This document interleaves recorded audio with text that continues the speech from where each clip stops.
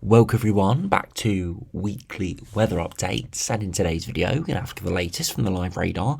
We'll have a look at the latest weather warnings, as we have got rain and thunderstorm warnings in force at the moment. We'll have a look at the latest UKV, looking at all the rain over the coming days, as we are still going to see lots of persistent rain and, as I said, some further thunderstorms. We are also going to see some warming temperatures where we do see drier and sunnier conditions, which is a positive. But those warm and dry conditions are likely to be few and far between, with most of the time there being a moderate to high chance of showers or even persistent rain. As we enter the longer term, things are starting to look on the up for the second half of July. We have had these hints for the past week or so, and they are continuing today, perhaps coming a little bit more confident, but we have seen lots of up and down in that confidence level over the past few days. So don't really want to get ahead of myself, but again, we are seeing signs of higher pressure, warmer higher pressure, starting to build in next week, which would give temperatures back into the 20s widely, even mid to high 20s for some, and just generally more sunshine and more summery weather for the peak time of the summer. So hopefully that will be coming. We'll check out those longer term charts in the second half of the video. So do remember, if you enjoy my videos, make sure you like and subscribe. And remember to follow me on Twitter as well, the link's in the description. Now, if you start on the live radar, you can see we've seen some more extensive rain throughout Tuesday, recording this around Tuesday evening, so we are now starting to see that rain clearing out into the North Sea. But you can see where the main weather front is now across Northern Ireland, Scotland, and parts of it now clearing off eastern England. This big sort of horseshoe shape that has been moving northwards starting last night. Now behind it, we've seen lots of heavy showers in the east, and we have seen an outbreak of thunderstorms across northern England. Now, we did see a very short-term warning put in force earlier today. Still in force, is in force for another few hours. You can see some big, heavy thunderstorms, multi-celled thunderstorms breaking out here.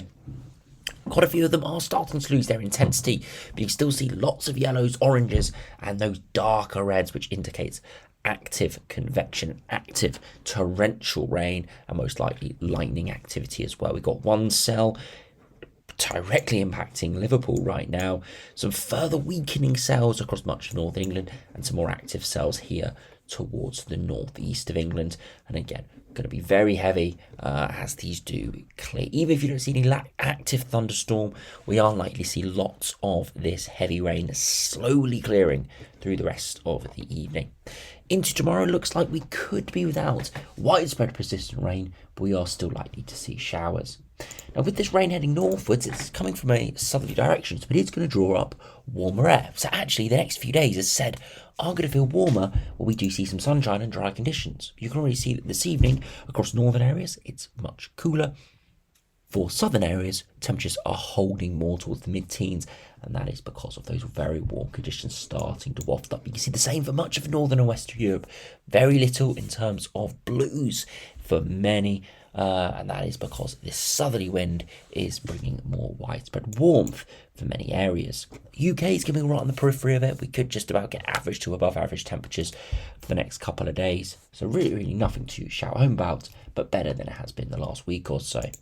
Now, to look at the weather warnings, we've got two warnings issued at the moment. Thunderstorm warning across northern England. Again, we won't concentrate on this too much, as it does expire in a couple of hours' time. So by the time most of you are watching this warning probably will have expired. 10 to 20 millimetres possible in an hour or so, up to 30 millimetres in a few hours. And again, the risk of these storms, again, over the next couple of days. And then we've got a warning for rain across northern and eastern Scotland. Again, starting pretty much as I'm recording this and expiring at midnight tomorrow. And that's because that rain, that weather front in the north, is going to linger across Scotland. Southern areas, or across England and Wales, shouldn't be too bad. Showers, but shouldn't be too bad. Here, though, we are going to see that rain linger as the low pressure does become fairly stationary. And we're getting could again here see lots of heavy rain. Medium impact, low likelihood, and again 20-30 millimetres widely, 50 to 75 in a few spots, and 90 millimetres possible across the Grampians and Northwest Highlands. And then into Wednesday, again those same warnings crossing into Wednesday as well. Now, do have a look at the latest UKV now. You can see all that rain clearing to the north and those thunderstorms breaking out this evening, slowly dissipating away through the night. And then you see as we head into tomorrow afternoon, that rain persists across northern and eastern Scotland, and we could see further heavy showers and thunderstorms, maybe the odd few isolated across east England, and then more widely across North Wales, maybe Northern Ireland, and definitely looking like Northern England there through the afternoon. Again, slowly fizzling out through Wednesday into Thursday. As we progress into Thursday, you can see it is more of a dry day. Still showers around. A couple of them could be heavy and thundery, but just generally more extensive clouds. So Thursday doesn't actually look too bad. Temperature will be on the up, but you see the wind direction shifting, so actually we would start to bring cooler air once again from the north. As we head into Friday, we start to see perhaps some persistent rain returning for southern and eastern areas. Again, it doesn't look too bad here, but we are on the periphery of some really quite heavy rain. So only small adjustments could turn that into more of a far southeast corner and East Anglia event into more of a widespread England event. So we'll have to wait and see for that, but there could be some very heavy rain there. Further northwards doesn't look as bad. And then into Saturday, that rain does push in for a time through the morning. And then into Saturday afternoon, we do see a bit more sunshine. But again, a few showers coming in off the North Sea. And then into Sunday, again, lots of heavy showers around. Again, nothing too widespread, but still quite a decent chance. So you can see it is drying up compared to the last few days. We're not likely to see an inch or two more of rain for many areas. There's possible in a few places, but most areas just going to be impacted by showers. But you can see it is not bone dry either. We're kind of getting a little bit of both. Some warmer, dry conditions for a time, but equally some showers. And there is the risk of more persistent rain, especially for Scotland and maybe for southern and eastern areas later in the week, Friday into Saturday. And that is all dependent on how much of that rain does come inland. Again, that's something we'll have to iron up near the time. If you look at the max temperatures, you can see as we head into Wednesday afternoon, temperatures could rise to 20 to 22, so just about hitting average in some areas, maybe still slightly below in some regions. As we head into Thursday, again, temperatures could get up towards 20 to 21, but still widely average to below average in many places. As we head into Friday, again, the far southeast and east is cold, 13 or 14 degrees with that cloud and rain. Further westwards, only 17 to 19, so again, below average. As we head into Saturday, again, pretty poor, widely mid-teens, maybe high teens or touching 20 degrees in a few spots.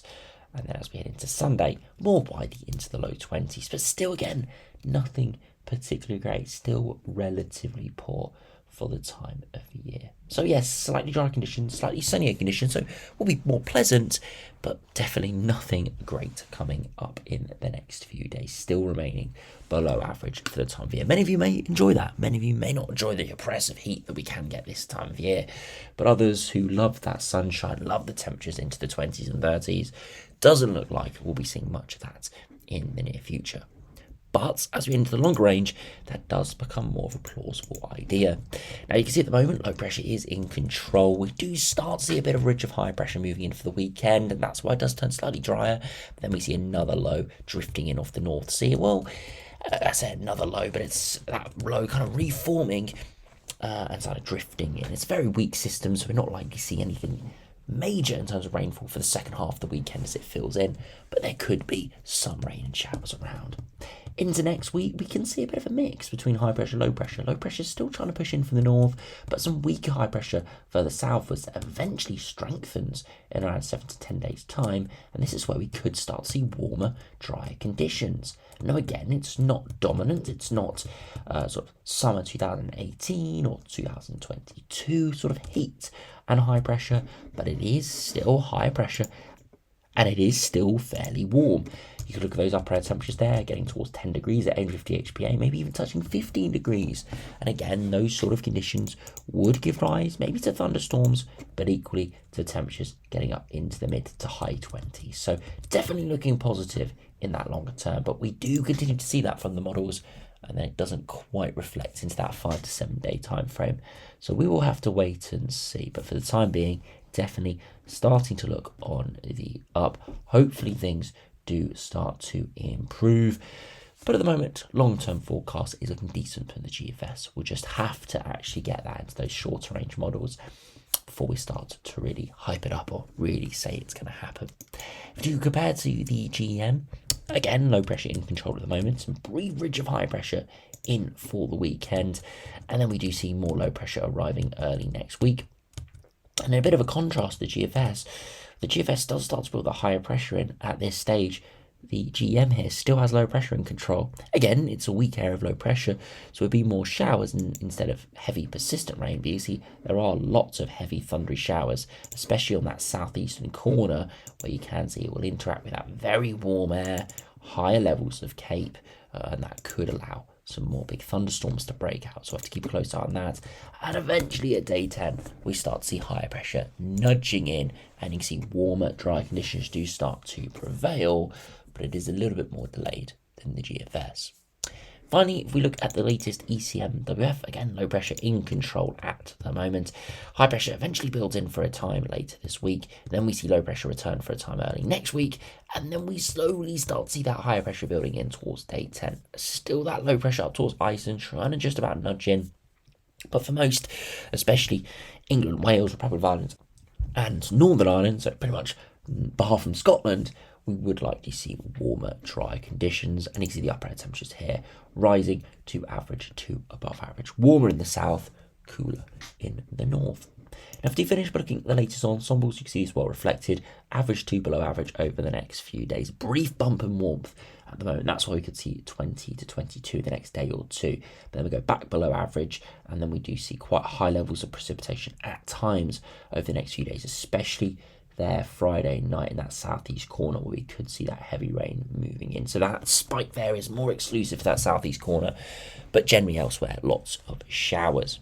As we head into next week, the start of the week, so around the 15th to the 17th, Monday to Wednesday, you can see still plenty of showers. The upper air temperatures rise, and then you do see a bit of a drying trend. Nothing 100% dry, still showers.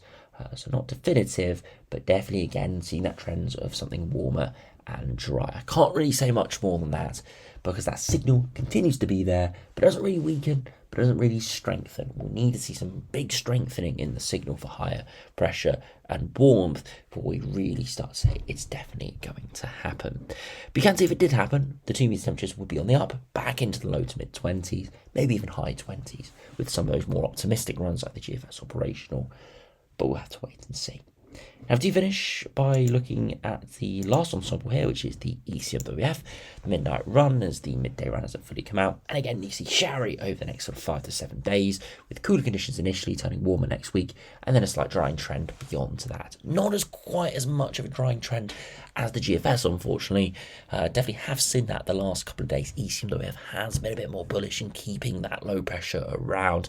So a little bit of contrast there between the ensemble suites. But we are still seeing a slight drying trend and the upper air temperatures more around average for the time of year. So similar, but definitely not quite as optimistic as the GFS is at the moment. Can't really say which run I think is correct, as we keep seeing little flips from the runs, keep sort of dropping back towards some sort of low pressure scenario, then high pressure again, and it's a little bit frustrating that we can't see sort of some proper consistency. But for the time being, we'll just have to wait and see. All we can really do is look at the next few days, and unfortunately, it's looking cool, still unsettled, but just not quite as unsettled as it has been recently. So anyway, thanks for watching. Hope you enjoyed. Subscribe if you're new, and I'll see you again for another video soon.